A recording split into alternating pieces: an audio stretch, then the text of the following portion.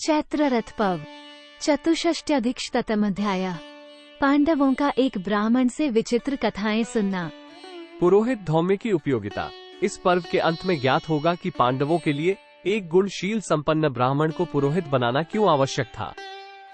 जन्मेजय ने पूछा, ब्रह्म पुरुष सिंह पांडवों ने उस प्रकार बकासुर का वध करने के पश्चात कौन सा कार्य किया। एक वैशंपायन जी ने कहा, राजन बकासुर का वध करने के पश्चात पांडव लोग ब्रह्म तत्व का प्रतिपादन करने वाले उपनिषदों का स्वाध्याय करते हुए वहीं ब्राह्मण के घर में रहने लगे। 2 तदनंतर कुछ दिनों के बाद एक कठोर नियमों का पालन करने वाला ब्राह्मण ठहरने के लिए उन ब्राह्मण देवता के घर पर आया।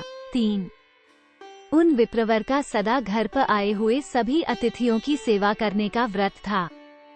उन्होंने आगंतुक ब्राह्मण की भलीभांति पूजा करके उसे ठहरने के लिए स्थान दिया। 4 वो ब्राह्मण बड़ी सुंदर एवं कल्याणमयी कथाएं कह रहा था, अतः उन्हें सुनने के लिए सभी नरश्रेष्ठ पांडव माता कुंती के साथ उसके निकट जा बैठे।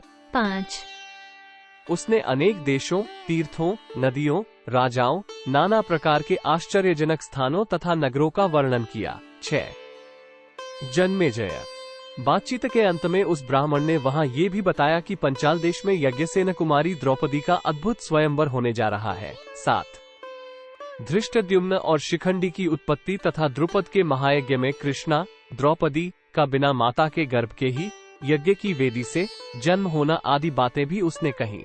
8 उस महात्मा ब्राह्मण का इस लोक में अत्यंत अद्भुत प्रतीत होने वाला यह वचन सुनकर कथा के अंत में पुरुष शिरोमणि पांडवों ने विस्तार पूर्वक जानने के लिए पूछा।